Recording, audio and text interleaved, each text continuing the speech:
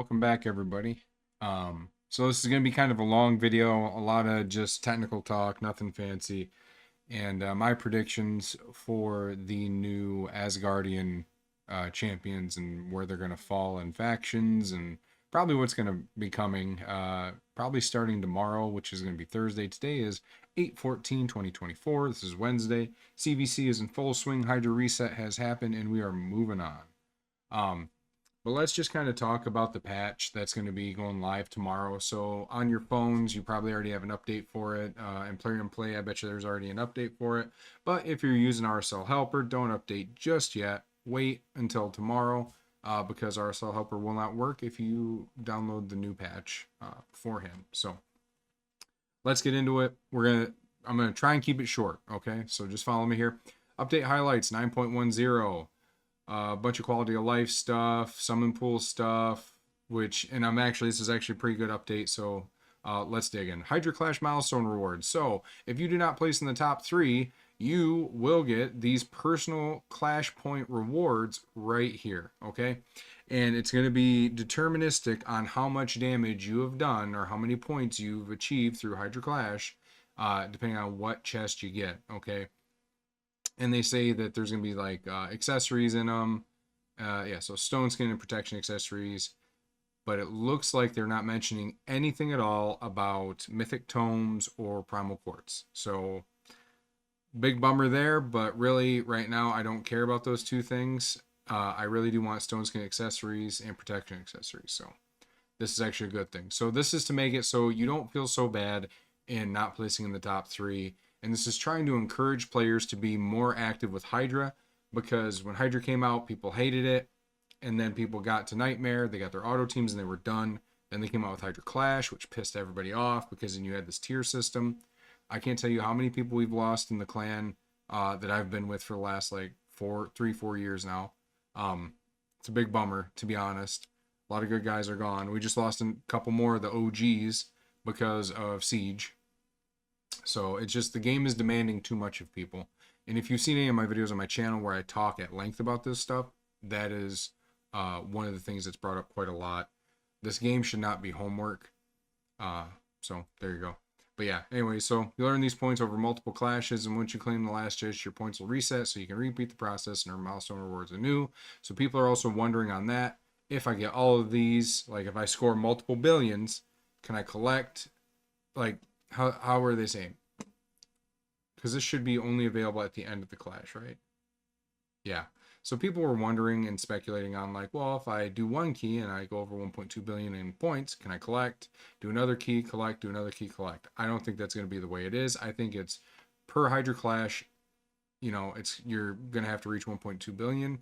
And obviously you can do it over multiple Hydra Clashes, as they said. And then when you're done, you're reset. That's just how I think it's going to happen. We'll see. Plarium coding is stupid. New clan league, no one cares. Moving down. Quality of life summon pool events. This is actually a pretty big one.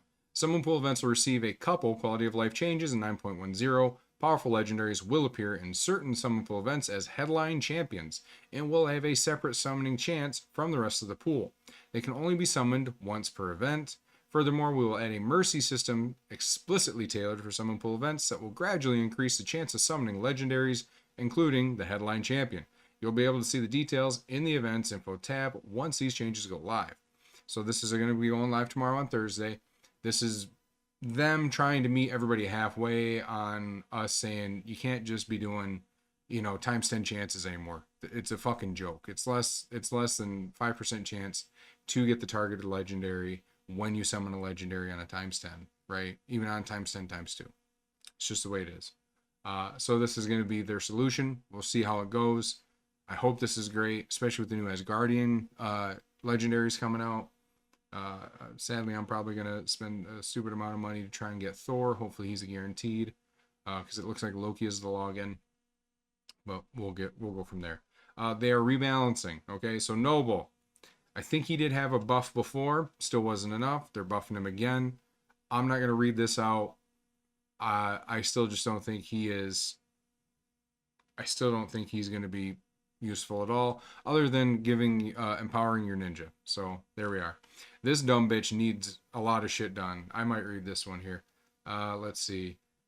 Removes all debuffs from target ally, then heals the ally featuring the champion's max HP. This heal can be a critical. The target ally is not fully healed, places block damage on them for 2 turns. If the ally is fully healed, fills their turn meter by 50% and heals all allies equal to 50% of the surplus heal. That's actually pretty good. Because this turns a single target heal into an AoE heal, which is actually very good. And she can crit. And then Rhythmic Strength, places Strengthen and Continuous Heal. That's all the same, but then also decreases the cooldown of all ally skills except this champion's by 1 turn. Okay, this bitch might see a little bit of play now. This is very interesting. Very interesting. 5-turn cooldown. This mythic champion looks cool, like all mythic champions do, but he's shit. He's very shitty. We really need to see the multipliers on him, but from the videos I've seen from the content creators that are doing the test server, this guy, Ashnar Dragon Soul, is not very good. So that's going to be a bummer that this is getting added into the mythic pool, and you will have a higher chance of getting him now because the pool is now being diluted, which makes it so you can't get really good mythics. Pretty bummer. Boland Freewalker. So the first couple videos I saw on this guy, he's just meh, right? But then people are like, well, if you put him with Marius, if you put him with Smash Lord, stuff like that, Snick Track, whatever. I mean, really, Marius is the only Skinwalker I can think of off the top of my head that sees any play in Arena or anything, and this Faction Guardian is really for Arena, okay? He does a lot of stuff with decreased defense, stun, turn meter manipulation, buff strip, ignoring 50% each target's resistance. That's actually pretty good. But again, what 3 Skinwalkers are you putting on the team? Are we going to pull Brachus out? You know? Okay, I'm sorry. Mezumel, which is a mythic, which is hard to get. You know, it's not like you're going to be using Chicken Man. So, yeah, I don't know. Good effort, but again, after they came out with Teox, boy, I mean, every faction Guardian or whatever you want to call him, faction Unity champion, is just really falling short here. But that is going to be it for this part of the update, right? So mythic is very meh. That's a B tier mythic.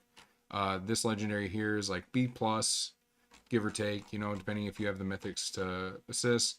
Lady Ireth, very interesting. I have her, and boy, this bitch is just rotting away in my vault. So we'll see if I take her out.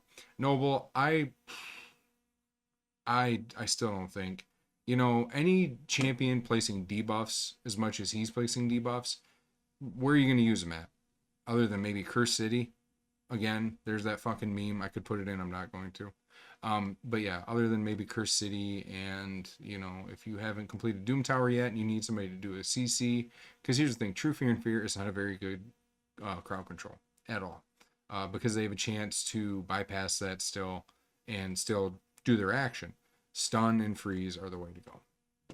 So, but again, summoning pool events, very interesting. I can't wait to see this tomorrow. Hopefully we get the Asgardian champions coming out tomorrow, but I don't think so. I think that's actually going to be a couple weeks from now, because they're trying to get everybody hyped up and getting us going with, you know, like this whole Loki event and Odin the Fae Father, which we will break down here in just a second in the second part of this video. But yeah, Hydra, this is actually very good. I'm happy to see this, that they're giving a compensation. Hopefully this is like 6-star gear at 1.2 billion, not 5-star. I really do think that if you're hitting first place in the rewards, you need to be getting 6-star minimum. Just like when you are doing the hard dungeons, it needs to be 6-star minimum. Come on, Plarium, fucking get with the times. Summoner's War's been doing that. They are your grandfather. Everything you do, you pretty much copy paste the modes from Summoner's War. So let's get with the fucking program, okay? Thank you, Plarium. Part 2 of the video in a minute. Okay, part 2. So here we go. So yeah, you guys are probably seeing a lot of content creators have already broke this down, and they're hyping this up a lot, which is, I mean, yeah, we should. This is actually very fun. And it's just crazy to me that, like, I'll show you a meme I fucking made, and it's literally, it's 100% just what it is, right? Let's see here. So if you saw this on Reddit, you're probably figuring out what account is mine at this point. But let me just do this here. Yeah, literally, different mythologies and religions exist. Plarium, it's free real estate. So that's the thing. That's the thing a lot of, like, creatives go to when they do fantasy, is like, oh, religions exist, mythologies exist, which the difference between the two is if you don't believe in it, it's mythology. But if you believe in it, it's a religion. Fun fact. Um, so Plarium just saw, they were like, oh, well, we did Sun Wukong. He's a god in Chinese mythology and whatever, dabbles in other, excuse me, Asian mythology. So, well, we did him. Well, why can't we do Asgard? And this seemed like a no-brainer from the get-go, because especially when we go here and we go to barbarians and we literally have somebody named Valkyrie. The only thing this bitch is missing is the wings, right? She has the gladius kind of sword. She's got the shield. Almost everybody in the barbarian faction, I mean, it is an amalgamation of stuff, but they are like, they're really giving off this Viking aesthetic, right? They got the chain boots that with the fur. Um, they got this belt, ram's horn. I mean, oh pardon, clan father. Oh pardon. Like this really is looking and sound like Odin the Allfather, right? So I have to imagine this is partially a nod to that, right? We have Raf Matab. Tell me this guy isn't some kind of fantasy Viking, ecstasy trip, okay? He's blind, so he doesn't even know what he looks like. Just going off stuff like that. I'm trying to think. Elder Skarg. I mean, look at this guy, right?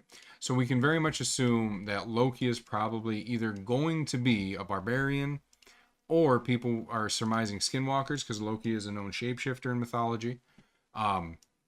Or I would argue he might go into Ogryn, right? Because Ogryn are kind of the giants, the ogres, the trolls kind of thing. Well, guess what? In mythology, Loki is part giant, right? That's his whole shtick. Like, if you break down Norse mythology to its base core, and this is really a belief among a lot of like anthropologists and archaeologists and stuff, Norse mythology is just a story of ancient family feuds that the Norse people, right, dealt with back in the day.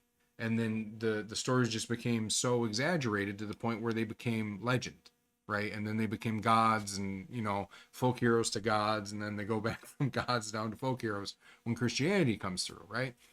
Because of assimilation. That's how they did it. They're like, no.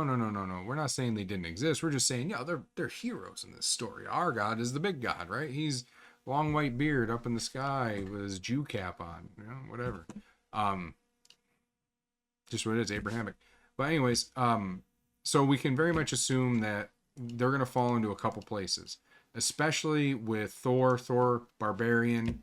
I mean, Thor could also be a Sacred Order character. I'm just kind of throwing that out there.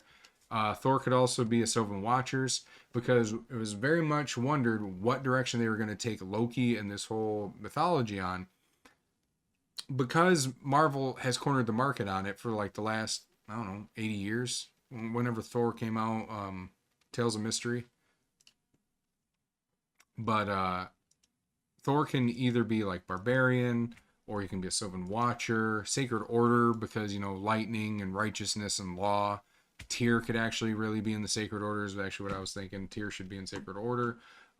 Thor could actually also be in the Ogryn tribes. Now, I hear you barking at me, big dog. What the fuck are you talking about?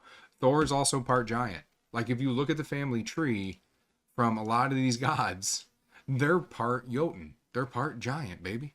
That's just how it is. And we were wondering where they were going to go with this, because you could, if they were going the Marvel route, Thor could be a Sylvan Watcher. Because in Marvel, Thor's mother is Gaia, right? The goddess of the earth. Like, she is the earth. And Thor is half Asgardian, half, that deity there. I don't know what you call him.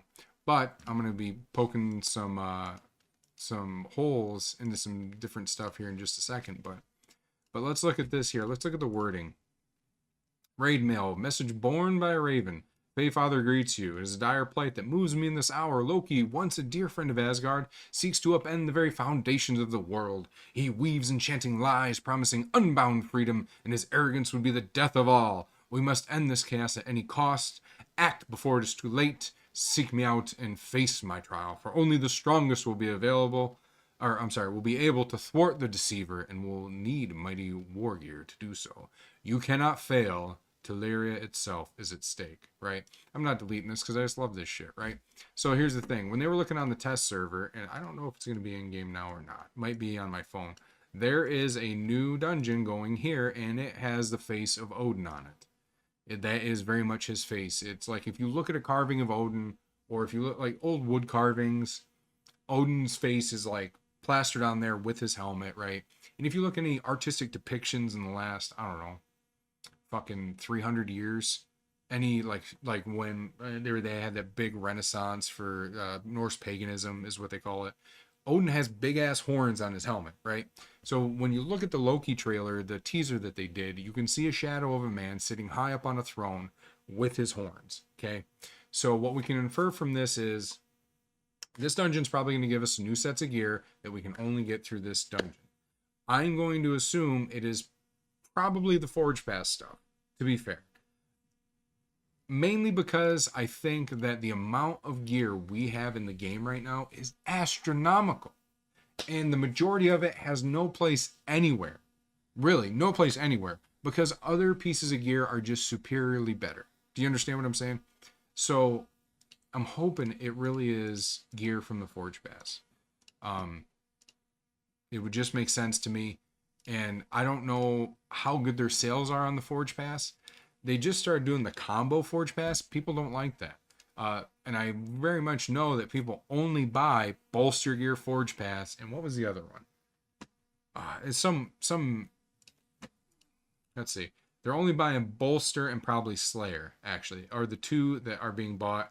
Righteous maybe, but Righteous is outshined by, Righteous is just outshined by like Protection, Supersonic, and that new one that we just got that you get from Siege. What's it called? Feral, I think. Hey, I got it. Feral. Right? It's just being outshined, right? So nobody's buying Righteous. I guarantee you people are buying Slayer for Hydra, because if you put Trunda in Slayer, you're just doing stupid amounts of damage. If you put Marius in Slayer, you're doing stupid amounts of damage, right? Because you want them in 9P so they repeat their AoE attacks.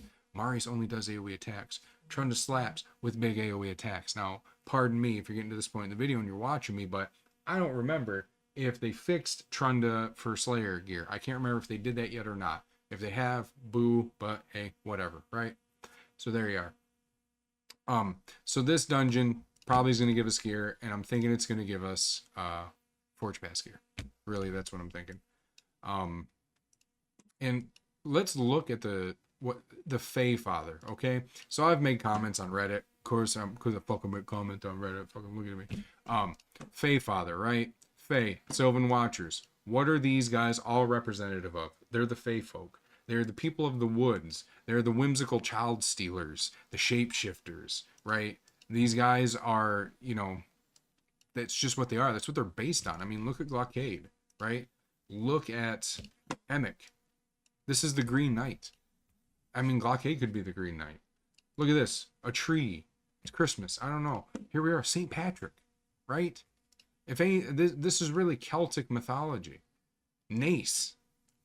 This guy's definitely based on somebody in Celtic mythology. Okay? Our base is a fucking dryad. Now, I'm not saying it's only in the Celtic and Gaelic mythologies that these guys are based on. There's definitely other stuff. Like our base, you could argue Greek, right? With dryads. Stuff like that. But just look at the names, right? These are all, like, a lot of these are Gaelic names. So let's think about it, right? Fae Father. Odin the Fae Father. That's not what he is in our reality, right? It's Odin the All-Father. But they're going to call him the Fae Father. Why? Because if he is a real character in the game, guess where he's going?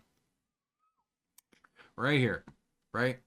And I kind of got a little scruple with that because Oberon is actually the father of the Fae folk, okay? That's just a Midsummer Night's Dream. William Shakespeare, fucking shoot me, okay? God forbid I know any of this extra information. I'm real fun at parties, okay? So there's that. So, yeah. Odin's probably going here if he's a character. Thor definitely probably going here in Barbarians. But again, we look at Alaz. Alaz has lightning on his arm. He has an axe like Thor from Marvel, And then we go to his second form. He gets really big, and he gets more lightning and even cooler. So, there you go. I don't know. I saw Alaz the Sunbearer, and I thought, well, that's definitely a big nod to old Thor. But here we are. And I kind of hope Thor's a mythic, and I kind of hope he's a guaranteed mythic, right? Like, say, hey, you open up 100 primals, here he is. It's going to cost you like $450 by price of primals. around 500 maybe if they do it for 100. I hope they would do it for 80, but that's just the price, right? But yeah, tier, Sacred Order, I'm calling it now. Thor, definitely barbarians, or Sylvan Watchers. We can dream.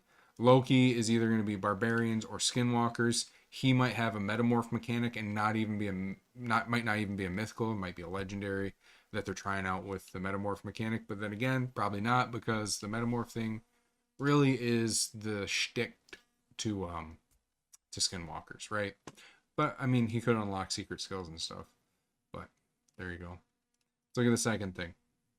The Deceivers and Treaty. So we got one from Odin the first time, and then the next day we got one from Loki. My name is Loki. Some call me the Deceiver. It's an apt moniker, I admit, but all my mischief pales in comparison to the greatest lie, that of the gods, wisdom or benevolence. Do you want to cast off the yoke around your neck and the war and suffering wrought upon us for millennia by our creators? Odin Feyfather, once wise and just, allows fear to blind his remaining eye. He would stop me to protect indifferent gods, reject him and my cause instead, and aid my cause instead, and help free all mortal kind from the thrall of the divine. I will be all but unstoppable if Odin is defeated. See to it, and the rewards for us will be great indeed. So this dungeon might come with like a two-part kind of thing, like help Odin or fuck Odin. You know what I mean? Like, and depending on what you do, you get different gear sets. Could be. Now, I'm reading that, I'm like, oh, might be getting different gear sets here. You know, who knows? This also could be the dungeon that everybody's been begging for years, that you get tomes from. Legendary, epic, hell, even rare now, because I use rare. I book shitty rares I'm never going to use and feed them off because clan versus clan points, right? Or even champion training tournament points. They're fucking good for that. It's like I had like 200 at one point, and I ended up just feeding them away because I was never using those rares. Still really not. But it's something to think about, right? So this is actually kind of a funny thing, because the whole reason Loki is being a cocksucker is because they tortured him. Loki got Balder killed by using his blind brother Hoder to throw a mistletoe dart, spear, arrow, whatever you want to call it, at Balder, because Balder's mother, is it Freya? I think it's Freya. Freya went around the entire world and she made everything in existence say, I will make a solemn vow, some kind of magic shit, I will not harm Balder. Everything did that but mistletoe, because she saw mistletoe and she's like, oh, it's just a fucking weed, it's a vine, it doesn't hurt anybody, it can't hurt him.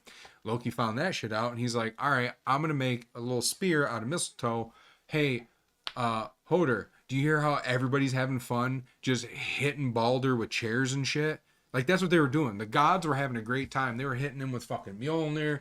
They were hitting him with fucking chairs, swords, axes, and he was taking nothing, just bouncing off of him, right? Just boom, boom, boom, like flubber. And then, Hoder, he's blind, and he wanted to partake in the fun, and Loki tricked him, and he's like, well, here, I'll help you. I'll guide your arm. And he guided fucking Hoder's arm and had him throw mistletoe, and it was dead center, and it fucking kills Balder, right? And this is the events that start to set off Ragnarok. So there you go. Yeah, I know too much information on this. I wonder why. But yeah, that's going to be it. It's kind of a manic episode, probably going on a half hour with the two videos put together.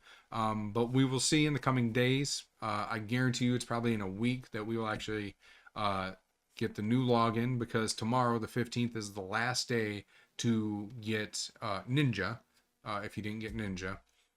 And then guarantee you Loki will be probably next week. He will probably be a login champion. So, and I'm praying Thor is a guaranteed champion or very easy to come by. So that's going to be it. Thank you for tuning in the video and listening to my crazy ramblings. I had a good time. I hope you had a good time. I'll see you next time. I'm playing Path of Exile. Mwah. Bye.